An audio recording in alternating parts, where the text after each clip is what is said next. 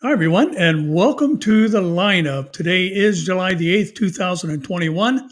I'm Barry Stagner, and before we jump in, I have a very exciting announcement.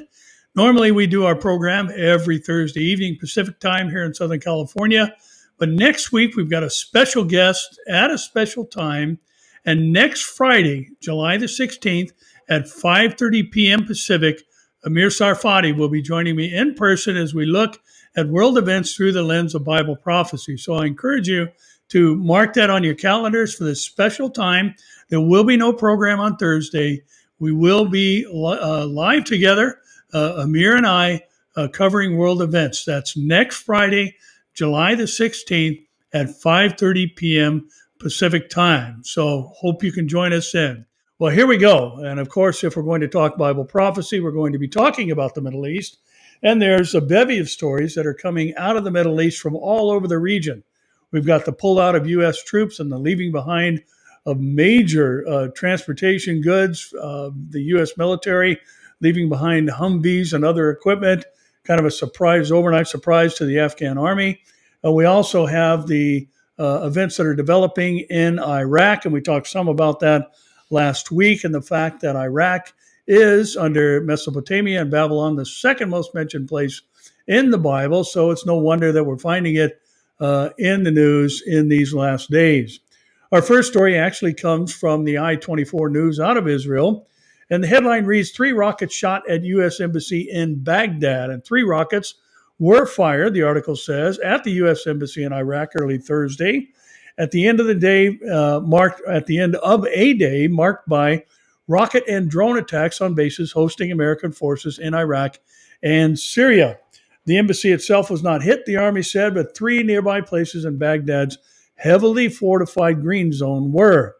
And according to the Saudi Al Arabiya channel, U.S. missile defense system deployed in the area and shot down one of the rockets. And a recent spate of attacks on U.S. military and diplomatic facilities in Iraq has been blamed on pro-Iranian armed groups within a state-sponsored paramilitary force. And U.S. forces, who have 2,500 troops deployed in Iraq as part of an international anti-ISIS group coalition, have been targeted almost 50 times this year in the country.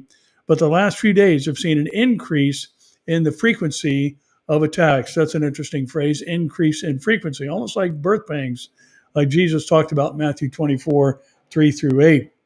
Reuters also reports Rockets hit the Iraqi base housing U.S. forces, wounding 2 Americans.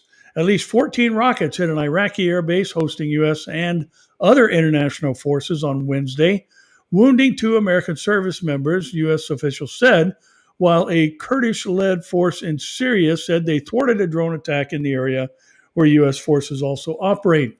While there were no immediate claims of responsibility for the attacks, part of a wave targeting U.S. troops or areas where they are based in Iraq and Syria, analysts believe they were part of a campaign by Iranian-backed militias. Iraqi militia groups aligned with Iran vowed to retaliate after U.S. strikes on the Iraqi-Syrian border killed 4 of their members last month, and 2 people were slightly wounded in the rocket attack on the Ain al-Assad air base in western Iraq, said the U.S. Army Colonel Coalition spokesman Wayne Morato.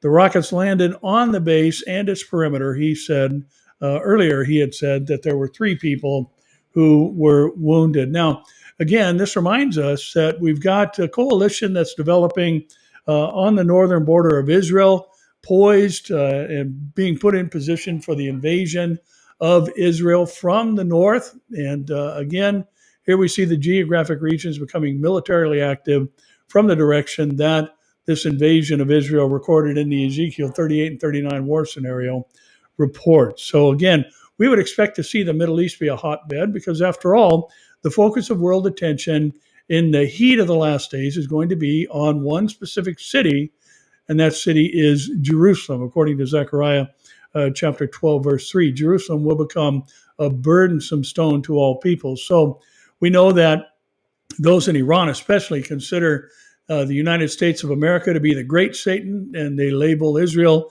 as the little Satan. And so any cooperation or support between those two or of each other makes them a common foe of those who hold to that mentality. Now, Memory TV is reporting that ISIS targets electricity lines in Iraq to spread mayhem. Now, these next couple of stories are really interesting, and they need to be paired with some other events that have gone on of late, and that is in regards to computer hacking. And Iraqi security forces have a new problem to deal with as ISIS terrorists have been attacking electric power lines, usually the kind that travel long distances on large pylons. The worldwide jihadist group has attacked dozens in recent weeks. Now, Iraq says that it ambushed some of the terrorists near the city of Hit and has succeeded in thwarting attacks in the Diyala province. For Iraq, this is only a minor respite in a hot summer where it appears that not enough electricity is being generated. Blackouts are normal. Iran is also not transferring electricity to Iraq because it has a crisis itself. And ISIS has started attacking this infrastructure as a way to send a message that it still controls the countryside. Many Iraqis use generators or are forced to go without electricity when this happens. And about 44 to 45 electricity towers in Iraq have been targeted by terrorists in recent days, most of which have been repaired, say local reports. Meanwhile, in other parts of Iraq, there have been increasing attacks on U.S. forces by pro-Iran militias, as we covered in our first couple of stories. And ISIS is also attacking Iraqi checkpoints in some parts of the country. And this means that Iraq faces numerous challenges to its basic security. Now, the Associated Press is also reporting that an Iraqi militia leader says that the group is engaging in open war with the U.S. as a revenge for an airstrike. An Iran-backed Iraqi militia leader said there will be open war in retaliation against the United States for the death of 4 men in an airstrike last month, as we read a few moments ago, according to the AP. We want it to be an operation in which everyone says they have taken revenge on the Americans, Abu Allah al-Wale said, and it will be a qualitative operation that could come from the air, the sea, along Iraq's border, in the region, or anywhere. It's an open war. And al-Wali is the commander of the Kataib Saeed al-Shuhada, an Iraqi militia group that was hit on June 27th by U.S. airstrikes. And the Pentagon said the attacks were against Iran-backed militia groups and their facilities used to support drone strikes against the U.S. presence in Iraq. Now, it's interesting if we pair these two stories. Here you've got all types of attacks being named by these Iranian forces and those who support them, as well as Iraqi uh, militias. I'm sorry, brain freeze there for a moment. With this particular story coming out of Lebanon, and the Times of Israel is reporting with Lebanon in dire straits, Hezbollah seeks to cast Iran as the country's savior. Now, amid near complete economic and political collapse, Tehran backed terror group increases its hold on Lebanon and could try to have the Islamic Republic fill the power vacuum, the article says. Fuel prices in Lebanon rose Wednesday. Listen to these prices, especially those of you from Southern California who are seeing near $5 a gallon numbers again. Listen to what's going on in Lebanon, right there in the heart of the oil producing nations of the world. Fuel prices in Lebanon rose Wednesday to new heights, with a single liter of 95 octane gasoline costing 71,600 pounds. That's $47. $47 for a liter of high octane gasoline. And this is after a 45% price hike prompted by the ending of government subsidies. Even the price of donkeys have tripled over the past 2 weeks, obviously because of other problems we'll talk about in a moment, compounding the severity of Lebanon's economic crisis, which has brought it to the brink of complete collapse. And the disaster is seemingly being exacerbated by the Iranian-backed Hezbollah terror group, which is a central part of the government and holds significant power in the absence of a functional leadership. Hezbollah could even be forcing this paralysis in an attempt to subjugate Lebanon to Tehran. And Lebanon's economic and financial crisis has unfolded since late 2019, spiraling out of control in this country of over 6 million, of whom more than 1 million are Syrian refugees. A foreign currency shortage has crippled the import-dependent economy, leaving residents struggling to find fuel, medicine, and basic life needs or supplies. Daily power outages last for hours, threatening hospitals and food stores and draping entire neighborhoods in the darkness. The World Bank, listen to this, called it one of the worst crises since the 1850s and described Lebanon's economic contraction as brutal. The national currency has lost 95% of its value, plunging the once middle-income country into national poverty. Inflation and unemployment have soared, and waves of professionals have migrated abroad seeking a better life. Now, Reuters, we're going to pause and comment here in a moment, but stick with me. Reuters is reporting that Lebanon is days away from a social explosion, the prime minister warns. Lebanon is days away from a social explosion as the country's economic disaster worsens, caretaker Prime Minister Hassan Diab said in a meeting with ambassadors and diplomats on Tuesday, according to the state news agency NNA. Lebanon is a few days away from the social explosion. The Lebanese are facing this dark fate alone, Diab said. And Diab appealed for regional and international leaders to help rescue Lebanon from a crisis that has seen the local currency lose, as we reported, 95% of its value and left 77% of households without enough food, according to the UN. Lebanon's population now spend hours in long lines at gas stations trying to buy fuel and food as residents struggle with power outages that last up to 22 hours a day and severe medical shortages. I'm calling on kings, princes, presidents, and leaders of our friendly countries. I'm calling on the United Nations and all international organizations to help rescue Lebanon from its demise, Diab told the group of ambassadors. He said, "We eat and drink garbage." Diab has been serving in a caretaker capacity since resigning in the wake of the catastrophic Beirut port explosion on August 4th, 2020. Since then, fractious sectarian politicians have been unable to agree on a new government. Diab also said only a new cabinet could restart talks with the International Monetary Fund. The European Union's foreign policy chief told Lebanon's leaders last month they were to blame for the political and economic crisis, and some could face sanctions if they continue to obstruct steps to form a new government and implement reform. Diab noted repeated calls for assistance to be linked to reform, but said the siege imposed on Lebanon was not affecting the corrupt, an apparent reference to the local politicians. So we're seeing obviously some interesting things develop, catastrophic things as the story reports, and to see an economic crisis in a country that hasn't been seen to this degree since 1850 is a pretty major and catastrophic event, to be sure. Now, the interesting thing about this is we see the same thing happening in Iran as far as the power blackouts and the energy shortages in this energy rich region of the world as far as petroleum based products.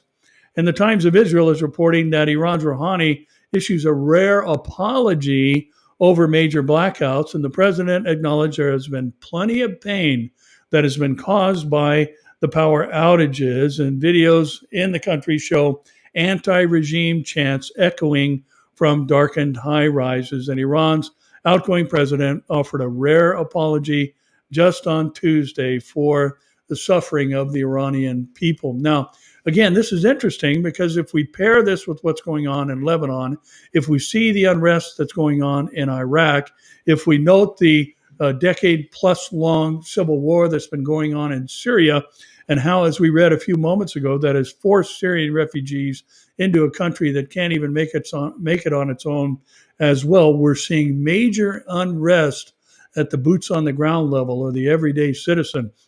We're seeing cries which could see people put to death, and we'll talk about that here in a few moments regarding Iran's newly elected president in a few moments. But we're seeing people now, including those who are displaced, crying out for help from the international community.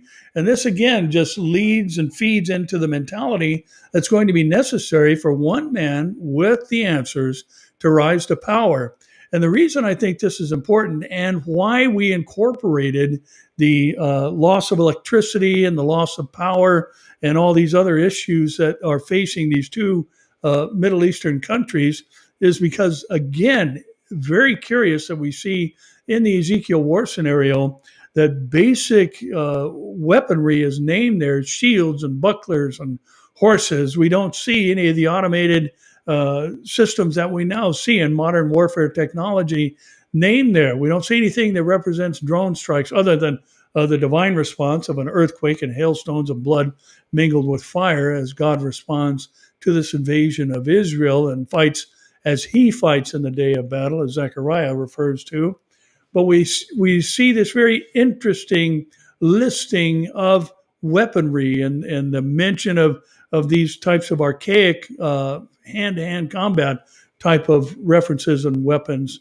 And that is, again, why I wanted to pair that with some of these stories we've been talking about of late, and especially with the hack jobs that have been coming in. And we've talked about how it's going to impact food supplies when we had this major hack of the world's third largest meat processing plant down in South America, and how that's going to impact market and how it stopped even for a day or more production, and how that's going to make its way down the food chain, so to speak, pardon the pun, but very clearly impacting prices at the grocery store.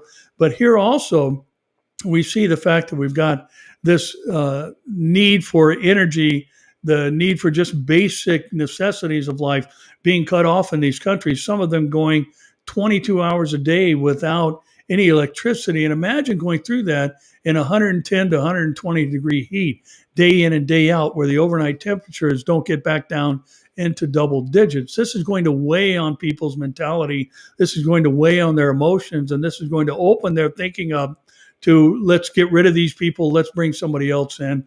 And you pair that with the fact that it seems as though there's some type of interruption in the systems, operational systems of the world that take place at some point, whether they're temporary or not, we don't know. But it is curious. We see the same kind of thing in the book of Revelation, that there's battles fought on horseback. We see in Revelation chapter 16 the need for the Euphrates River to dry up in order for the kings of the east to cross and to engage in battle. And listen, with modern military weaponry, a river means nothing. You don't need a river to dry up in order to cross over. We've got militaries capabilities that can build a pontoon bridge in a matter of hours and cross the greatest rivers of the world in literally less than a day, to say nothing of the ability to fly over and invade or send drones, as we've been seeing of late. But it's very curious that we're seeing these two things rise to the surface: the loss of electricity, which inhibits everything from conducting day-to-day business to the engagement of modern warfare and weaponry. And you pair that with the potential crash of the world's computer systems and putting the world back into 100 years ago or more, and the combat that takes place being in kind of the old school fashion, where it's just horse and rider cavalries and boots on the ground invasions and things of that nature. So very interesting to see these things happening and these things making their way into the news, especially from this region of the world where the focal point of global attention is going to be. Our next story also comes along those same lines, and we'll talk more about that in a moment, as the preparation for the Antichrist. And he is, people often ask, I've been asked this, I don't know how many times, I know Amir and others have too, is the Antichrist alive right now? I believe he is alive right now. I believe he is in the wings, and people also ask, does he know he's the Antichrist? I don't believe he does. I believe that he sees himself as the savior of the world in the political, economic sense, and then he's going to fall into his own delusion where he declares to himself that he is God at the midway point of the tribulation. So very, very likely that this man is alive, and I think we can say that with some confidence because of the other events that we see, the world being primed and prepped for the tribulation period, these events that are precursors to the potential events that are going to take, or the actual events that are going to take place during the tribulation that are potentially escalating even now. And, looking at this and seeing what's going to happen during the tribulation and seeing the whole world go after one who is called in Revelation chapter 13, the beast, or the first beast, to know that there have been movies made about the Antichrist coming, to know that most of the world knows about, or at least the world that has access to the entertainment industry, knows about 666, knows about all these things and its association with the devil. Middle Eastern countries report on things like this, and they are all well aware of these particular aspects of what the Bible teaches. And yet, here we're going to have, according to Revelation 13, the world worships the dragon who gave his power to the beast. Now, the dragon is obviously Satan. So this is going to require a strong delusion, as Paul talked about in his message to the church at Thessaloniki. And that delusion is developing, and it's impacting people in the world on levels through natural course of life events, just like Jesus talked about in the preamble, if you will, to the Olivet Discourse. These things that he mentions there are things that have always gone on in the world, and that's an argument that many people often make. Well, there's always been wars and rumors of wars. Yeah, but they're going to escalate in the last days. Yeah, there's always been seismic events and cosmological events. Yes, but they're going to escalate in the last days. Yes, there's always been pestilence or disease. Yes, but it's going to escalate in the last days. Yes, there's always been international tensions. Yes, but it's going to move forward and ahead and become more frequent and intense in the last days. Yes, there's always been ethnic strife within national and international communities. Yes, but it's going to increase like labor pains on a pregnant woman in the last days. And we're watching that happen without exception around the world, even in these stories that are coming out of Iraq and Syria.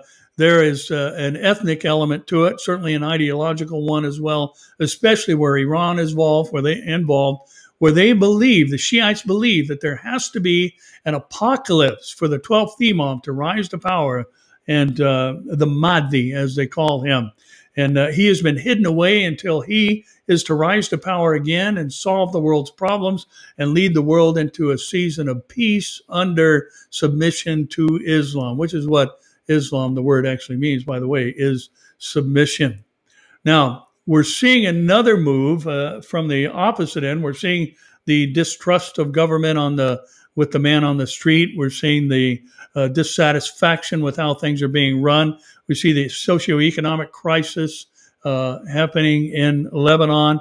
We see the unrest of people and the unhappiness with their government, or the regime, I should say, in Iran, and the controlling of these people. And yet we've got movements ahead towards that global system of governance in countries under the guise of what we're all continuing to go through right now, and that is the pandemic. Zero Hedge is reporting that Spain has proposed a national security law which would allow seizure of citizens' property during, get this, during a health crisis. They can seize, if this law goes through and is passed, they can seize personal property during a health crisis.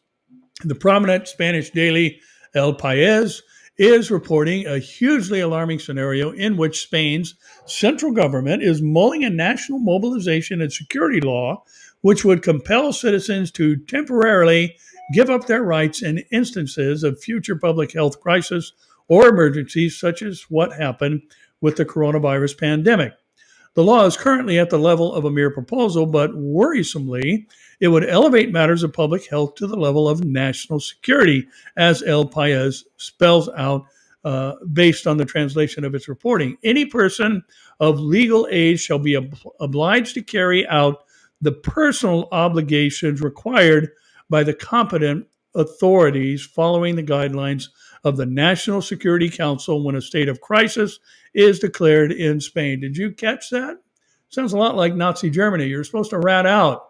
Every citizen is going to have the responsibility to rat out those or report those, supposedly, who are in violation of any of the restrictions that are imposed due to a national health crisis. In this case, all citizens without exemption must comply with the orders and instructions issued by authorities. Now, we've been going through this here in the United States, here especially in California. We've seen an over-aggressive governor, and that's why there's a recall here in the state of California to replace the governor.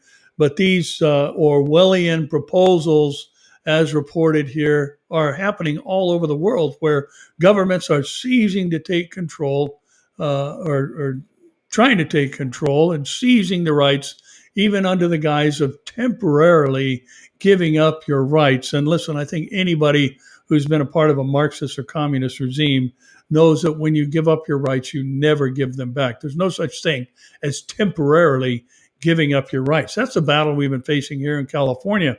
The governor immediately and was the first to declare a state of emergency when the COVID-19 thing hit, and he's not rescinded it since, even though the lockdown is by and large over here in our state. We've got other states that are wide open, and yet here we are. We keep pushing toward this government control, and it's happening all over the world. And again, this is just a precursor. It's a building up and moving towards what's going to happen under the Antichrist. And they are, during the tribulation period, going to willingly surrender to the governance, the global governance system, because they're sick of how the status quo, how things have been run.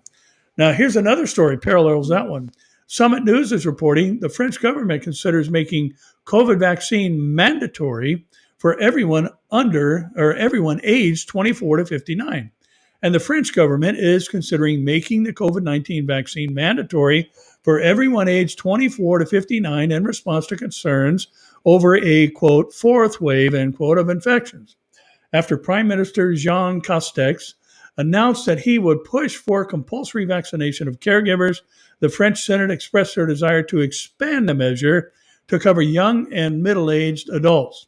The body published a report in its Common Mission of Information on Thursday advocating for mandatory vaccinations of young to middle-aged adults on the grounds it could significantly lower hospitalization rates and deaths, reports the Russian Times. The report issued a stern warning: act now to limit impact. Remember the mantra we heard back in early 2020, 15 days to stop the spread? And here we are a year and a half later, and we're still under the same, many places are still under the same restrictions. The 15 days was supposed to eliminate. Mandatory vaccines are being pushed partly because the country is lagging behind over other European countries in their rollout. And under a quarter of people aged 30 to 49 have been inoculated, and only half of the 50 to 64-year-olds have received the jab. The government is also considering sending doctors lists of people who haven't taken the vaccine. Get that. Just like we talked about with the Spain story. Doctors sending the government lists of people who haven't taken the vaccine so they can be pressured into getting it. Anybody hear a story about the current administration in the U.S. going door to door to try and convince people to take the jab? This isn't the first time that France has considered imposing draconian measures to make the people take the vaccine. Back in December, a bill was proposed that would have banned unvaccinated people from being able to use basic services like public transport. Do you see how this is playing into the preparation, the mental preparation of the world for the Antichrist and his control system? You can't buy or sell unless you have the mark. And by the way, I've mentioned this in time past. I'll throw it out there again. You know, the Greek word for mark is charisma. And it just means a mark. It means, actually, what it means is a brand, like you would brand a cattle, something on the surface of the skin. And if we pair that with the fact that, you know, there's a potential, at least implied, collapse of the computer-run systems of the world, could be from, you know, a geomagnetic storm that basically disables all electronic equipment. It could be from a warfare tactic where, like we see with ISIS, they're knocking out the towers that send electricity into different communities, or the hackings like we've seen, even the ransomware hackings where people are holding hostage a business or a local government in order to gain monies from them. It could just be like malware that destroys a system that runs huge segments of any given society and wipes out servers. But, you know, the mark doesn't necessarily require some type of association with technology. It could be exactly what it says. You can't buy or sell. You can't go into a store unless you have a mark on your hand or forehead.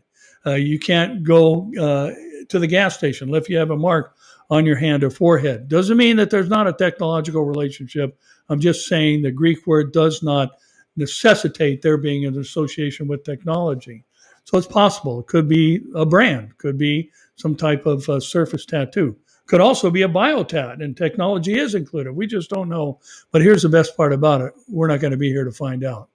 Before the tribulation begins, at a moment and a twinkling of an eye, we're going to be supernaturally translated into the presence of the Lord when we meet the dead in Christ with the Lord and in the air and forever are with him. By the time we come back to the earth, it will be at the end of the tribulation period, and we'll have missed all of the things that are coming upon the whole world. Matter of fact, things are going to be so dramatic and drastic on the surface of the earth that Jesus said if he didn't come back, no flesh would survive.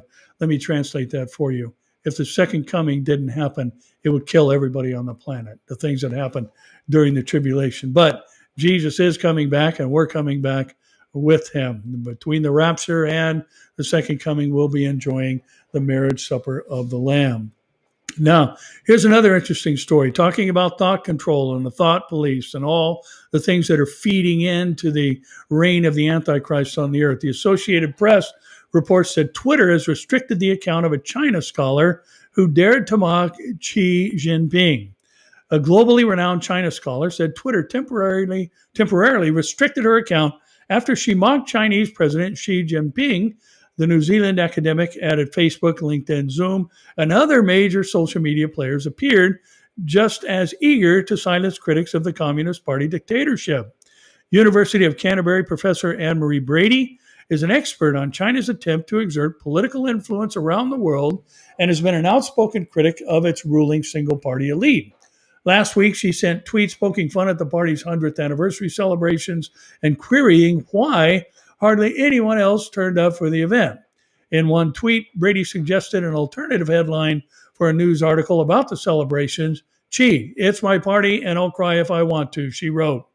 Two tweets were temporarily marked unavailable by Twitter, and her account was temporarily restricted over the weekend before it was restored on Monday. I'm sure most of you have heard that President 45 is suing social media giants Twitter and Facebook for censorship and violating his right to free speech. And again, free speech is not something that they want to see continue in order for this regime, this final regime, to rise to power. And by the way, we talk about global empires from history, and there's never been a literal physical global empire. The Antichrist rule will be literally a rule over the whole of the world. All the earth will worship the beast, Revelation 13 says. So here we are seeing more stories where controlling the thoughts, controlling the expressions of everyday humans, and especially those who may be outspoken against some of the controls of regimes like China, are being silenced by the big tech people. And we've all experienced that. And I've told you each week that our Facebook account has been heavily restricted, and very few people are actually notified that we're online, and very few people are shown the things that are posted there. So this, again, is just prepping the global community for the acceptance of the Antichrist and his narrative that he's going to present, and the whole world is going to go after him. Now, another expression of dissatisfaction with what's going on in one's country comes from the Associated Press, where we're told there were 9 arrested over alleged plot to plant bombs around Hong Kong. Hong Kong police on Tuesday said they arrested 9 people on suspicion of engaging in terrorist activity after uncovering an attempt to make explosives and plant bombs across the city. The arrests come amid a political divisive time in Hong Kong, 2 years after months of massive pro-democracy protests rocked the semi-autonomous Chinese city. The arrests come a year after Beijing imposed a harsh new security law on the former British colony. Basically, what that security law says is that residents of Hong Kong can be moved to mainland China for trial if the government chooses to do so. Of the 9 arrested, 6 are secondary school students. The group were attempting to make the explosive tricetone triperoxide in a homemade laboratory in a hostel, police said. They plan to use the TATP to bomb courts, cross harbor tunnels, railways, and even plan to put some of these explosives in trash bins on the street to maximize damage caused to society, police said. The 9 arrested are 5 men and 4 women between 15 and 39 years old, according to Senior Superintendent of the Hong Kong Police National Security Department. So once again, we see everyday people, students in this case, rising up against those who are in places of power. And this highlights once again the dissatisfaction with how countries are being run and those in places of power. And when a man, like we've been talking about, rises to power and says, I can solve the Middle East crisis, which many believe to be the major hindrance above all else to global peace, or a time of peace like the world has never seen. This man is going to rise to power, solve the Middle East crisis, make a 7-year covenant with the nation of Israel, who those in the Middle East, or many of them, see to be the actual problem within the Middle East, and why it's just a constant hotbed of turmoil. And he's going to present a covenant to them that they will accept, as will the rest of the world. The New York Post says Iran's new president is an out-and-out monster, an enemy of minorities. The Islamic Republic of Iran is a monstrous tyranny that likes to pretend it's a democracy. And so in a vote with historically low turnout and all candidates pre-vetted by the unelected Guardian Council, of course, Ibrahim Raisi was elected president, and he will be inaugurated in August. His rise is bad news for all Iranians, especially members of religious minorities. Raisi is the hardline prodigy of the supreme leader, Ayatollah Ali Khamenei, and is tipped as a potential successor to the role of top tyrant or supreme leader, who leaves the position of chief of the judiciary to take up the presidency. He was one of 4 judges in the late 1980s to sit on the death panel. It was as horrific as it sounds, ordering the execution of thousands of regime opponents and suspected opponents of the Iranian leadership. More recently, in his role as head of the judiciary, Raisi amplified the pursuit of minority faith groups in Iran, not the least is the Baha'is. The Baha'i faith, which emphasizes the unity of all faiths and all humanity, couldn't be considering threatening through any reasonable lens. It is a peaceful, anti-racist, and anti-nationalistic. Yet, perhaps it's precisely that geniality that raises the ire of Raisi and his spiteful Islamist worldview, the article says. Under Raisi's directives, Iranian authorities amped up their campaign against the Baha'is, and between 50 and 100 Baha'is are in prison because of their religious identity. Christians, likewise, have faced severe persecution. Again, Christians are in prison because of their religious identity, though usually they're indicted on bogus national security charges.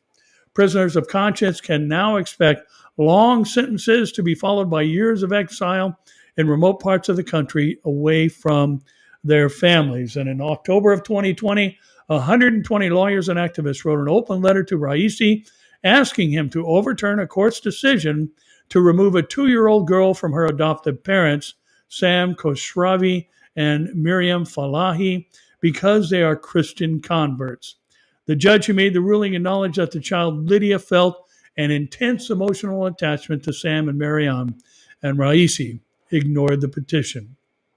In the face of this mountain of evidence, it takes some remarkable audacity and extraordinarily relaxed relationship with reality for Raisi to claim, as he did in an interview shortly after his election, that he is a human rights defender. The article says it would be funny if it weren't so revoltingly offensive. So again, we've got someone, a strong arm rising to power, replacing the moderate Hassan Rouhani and the extreme left and the understudy of the Ayatollah Khamenei there in Iran, which is going to further aggravate and exacerbate the discontent with the people on the street when he starts persecuting people. And as we talked about last week, the fastest growing church in the world is in Iran.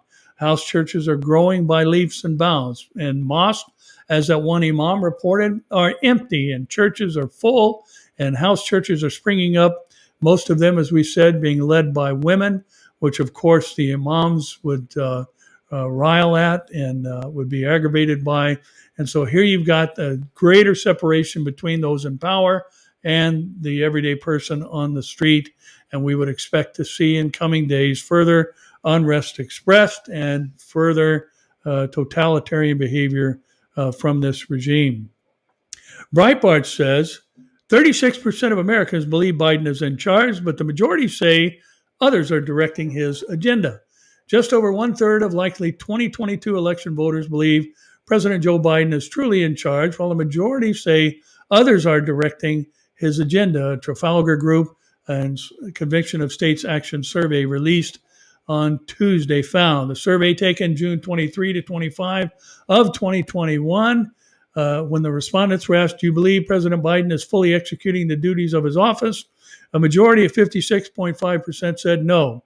Others are rejecting policy and agenda, compared to 36.4% who believe that Biden is truly directing all his own policies. Now, again, I wanted to throw this in there. I think most of us understand that this was Biden administration was basically seen as Obama 3.0 or a third term for the previous president. But the language there is interesting, that there are others pulling the strings. And really, that's what we're going to see, or that's what the world is going to see during the tribulation. There will be a man that the whole world goes after, but he won't be in charge. There will be one behind him that Revelation calls the dragon, who is actually going to be pulling his strings, even though he, because of his own ego, is going to think that he is in power. Now, again, another story about control comes from right here in my home state of California. It's reported by the Mercury News, a Northern California news outlet. And the headline reads, Drought, the end of California's groundwater free-for-all. The water spigots on California farms will soon be twisted tighter. As the state faces a growing threat from drought, an increasing number of water agencies are planning to require flow meters on agricultural wells, part of a landmark effort to measure and constrain pumping that used to be free and unlimited. It's a controversial step aimed at protecting water supplies that could change cultivation practices in the Golden State's thirsty fields. It's hard to be as efficient as possible if you don't know how much water you're using, said Sierra Ryan, interim water resources manager for Santa Cruz County. Under the state's tough new groundwater protection law, we now have a legal obligation to manage our groundwater sustainably, she said, and we cannot manage the basin with such large uncertainties in our water use. And the new approach is a major shift. Since California's early rough and tumble frontier days, the ability to pump water from a private well on personal property has been an agricultural birthright. If you own the land, the water under it went with it. So while cities charge residents based on the amount of water they use, rural owners did not need to report or measure their pumping from their own property. But the 2014 Sustainable Groundwater Management Act, or SGMA, changes all that. It was adopted during the state's last devastating drought when farmers relied on their wells for survival and pumped from aquifers like never before. And I think the first thing we need to remember, obviously, we need to take care of our natural resources. I mean, that's a no-brainer. Nobody argues that. But we also have to remember, with all this talk about climate change and global warming and all these other things, God said, and that's the most important thing you can ever preface a statement with, God said in Genesis 8 that seed time and harvest every year, he's going to continue the hydrologic cycle and all the other things necessary for sustaining life as long as the world exists. So listen, yeah, there's going to be dry seasons. We have to conserve. We have to be careful and plan for the future. But I thought the funny thing about this article is it says that this was instituted since the state's last devastating drought. And now there's a drought again. But in the midst of that, or in the middle of those two seasons of drought, there was rain. And we've even had a couple of years where there's some concern about lakes overflowing and dams breaching and all these other things. So once again, God is in control. That doesn't mean we be careless or ridiculous in our usage and care for the home that we live in. As Adam was put in the garden to tend and keep it, so too we need to be conscious of these things, to be sure, but we don't need to overreact either. And here is just another form of control. People being told by government authorities what they can do with their own property, and the government claiming rights to what's going on in their property. We've already seen this with mineral rights. You know, if you own a piece of land, that doesn't mean you own the minerals that are in it. Obviously, especially here in California with the great gold rush of the 1850s and before. So interesting that we see this kind of power move again here in California, and it's under the guise of the greater good. We've got to make sure that everybody has enough water. But here in California, we have also seen some of the big canals that have been built in the breadbasket of California. And California is self-sustaining. We grow all our own food. We don't need to import. We have our own cattle ranches and all those things. So California is actually a major exporter of produce and fruit and all those other wonderful products, as well as beef and pork. But interesting that we saw, because there was a guppy type fish that lived in these man-made canals, that they weren't allowed to use the water from those because it might harm these guppies that were in man-made canals. So again, just the overreach of the government manifesting itself here again in control-ridden California. Now, here's another story, and I want to kind of finalize this section, and we'll talk about something we've mentioned over the past couple of weeks very briefly. Axios is reporting 65% of Americans believe in aliens, a new poll finds. 51% of Americans believe UFOs reported by military personnel are likely evidence of intelligent alien life, according to a new poll released by Pew last week. Why it matters? Questions about whether smart aliens have come to visit the Earth have been asked for decades, and these results show that the curiosity, which can sometimes verge into conspiracy theory, persists. What they found is a new poll surveyed of 10,417 U.S. adults in June, ahead of the release of the UFO report mandated by Congress and made public at the end of June. About 65% of respondents said they think there is intelligent life, alien life on other planets other than Earth, and about 87% said UFOs aren't a security threat to the U.S. at all or only represent a minor one, Pew found. According to the poll, only 12% of American adults had heard or read about about the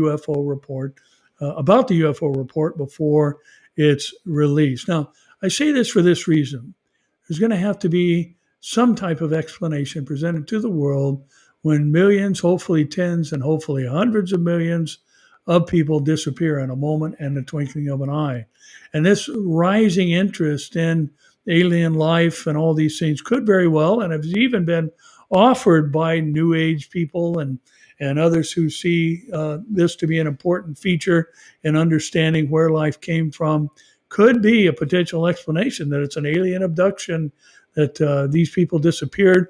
Others have been presenting that the universe, because it set itself in order and through undirected natural causes, everything evolved into what we see today, that there's going to be a cosmic cleansing. The universe is going to cleanse itself of the undesirables, those who are enemies of global warming and climate change and the advancement of these anti-biological, anti-science agendas regarding human sexuality and the like. We just need to get rid of these people. And when the rapture takes, most of us who hold or anyone who believes on Christ as our Lord and Savior and holds a biblical position on the things that are such hot button topics today are going to disappear. So explanations will be offered. Maybe alien abduction will be on the list of excuses or reasons. Could be, again, the cosmic cleansing thing of the New Ager. Who knows? But it is interesting that there's a strong percentage of the population that now sees alien life as a possibility. Now, here's our final pair of stories. And we've been talking about this, and I thought it curious that this popped up this week. The first story comes from Zero Hedge, and it poses a question: why is NASA working so hard to learn how to defend the Earth from giant asteroids? Did you know that NASA is going to send a spacecraft on a suicide mission in an attempt to change the trajectory of a massive space rock? The good news is that the space rock that NASA will be crashing this spacecraft into is not on a collision course with Earth. It's only a test. But why has NASA suddenly become so concerned with figuring out how to defend the Earth from a giant asteroid? Could it be possible there's something heading toward Earth in the future they haven't told us about yet? According to NASA, there are more than 26,000 asteroids that pass near the Earth, and more than 2,000 of them are classified as potentially dangerous asteroids. Most of the potentially dangerous asteroids aren't that large, but 158 of them do have a diameter of more than a kilometer. If one of those monsters were to hit us, it would be a disaster of cataclysmic proportions. Of course, there are countless other space rocks that our scientists have not discovered yet, and those probably represent the greatest threat, because if you don't see a threat coming, you can't prepare for it in advance. And these days, NASA officials have become quite preoccupied by the threat that these giant space rocks potentially pose, and we're being told that scientists are at work on a plan to avoid the destruction of the Earth by an errant asteroid. NASA officials like to give the impression that they have a really good idea of what's going on up there, but the truth is that our ability to detect large space rocks is still quite limited. In May of this year, a potentially hazardous asteroid that came close to Earth was only discovered a week before it arrived.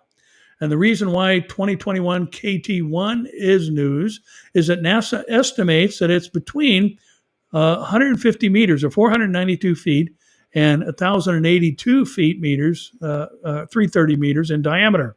It wasn't observed until late May in 2021, just a week before its closest path. Now, this isn't the end of these efforts. South China Morning Post is reporting how 23 giant Chinese rockets could save the world from doomsday asteroid. And China's space program could one day save the world, the article says, with massive rockets traveling for years to defend the planet from huge asteroids capable of wiping out entire cities, according to a government-backed study. The savior role is unexpected given these are the same machines seen as a threat by many, including the United States. Just weeks ago, the main 20-ton section from one such rocket fell back to Earth in May. In an uncontrolled re-entry, it fell into the sea or burned up beforehand. Although last year fragments from another rocket were said to have hit 2 villages in the West African country, the Ivory Coast. Now, a new government-funded study says China can launch 23 Long March 5 or CZ-5 rockets, the largest in its fleet, weighing almost 900 tons on takeoff to break up the rocky objects in our solar system. Some asteroids are as small as pebbles, but others are hundreds of kilometers across. An asteroid of 500 meters would kill millions. Now, again, we've talked about this in previous weeks, and because of our proximity, I believe, to the tribulation period, and which would make the rapture of the church even closer, perhaps today is a good way for us to live and understand that it comes just unannounced and unexpected by the world, and that we're going to be with the Lord, as we mentioned earlier. But during the tribulation period, there is going to be a great mountain burning with fire that's cast into the sea, possibly an asteroid strike on the Earth. There's also going to be a star, an aster is the Greek term used. It's just a heavenly body. It won't be an actual star. Couldn't be an actual star.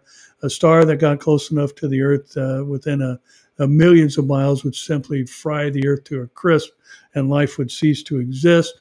So there's going to be a comet, most likely comprised largely of ice, that poisons the Earth's freshwater drinking supply. And now here we've got two of the world's major powers concentrating their efforts on diverting an asteroid headed our way. And there's already been a visit to a comet by an unmanned craft shot up by the United States. So it's kind of curious that we see these things making their way into the headlines, especially as close as we are possibly to the rapture of the church and the ensuing tribulation. Well, that's it for today.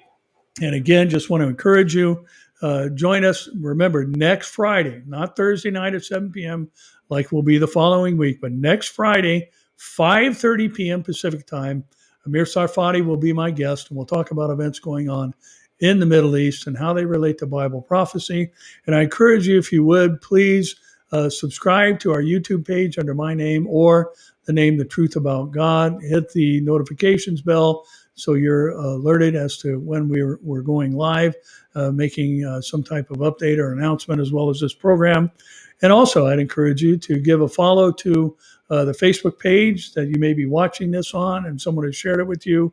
And again, so as I said, the page is severely restricted, but the more people that subscribe to the page, the higher the number of the small percentage of people that get to see it. So if you would, please hit the share button if you're on Facebook, and hit the follow button, subscribe button, and notification bell on YouTube. So that's it for this week. Look forward to sitting down with my friend Amir next week. So make sure you tune in, 5:30 Pacific time, Friday. So we'll see you all then. If we don't see you in the air, or as the old adage goes from the Jesus movement days, we'll see you here, there,